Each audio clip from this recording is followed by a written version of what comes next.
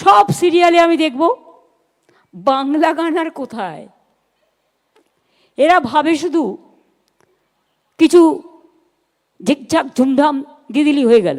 আরে বাজান না, কোনো অসুবিধে নেই, কিন্তু ওরা তো একটা জায়গায় বাজায়, প্ল্যাটফর্ম ওদের আছে আলাদা। বলিউড তো টোটালটাই তার জন্য।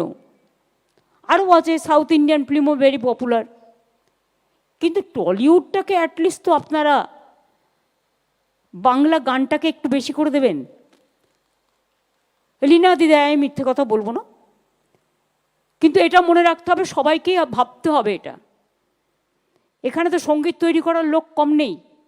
যারা গান গাইছে তারা নিজেরাই এখন গান লেখে, সুর দেয়। এটা এখনকার নতুন একটা ক্রিয়েটিভিটি।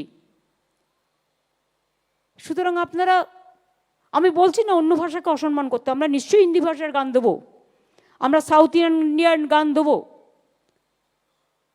ডাবিং করতে গিয়ে অরিজিনালটাকে যেন আমরা হারিয়ে না ফেলি।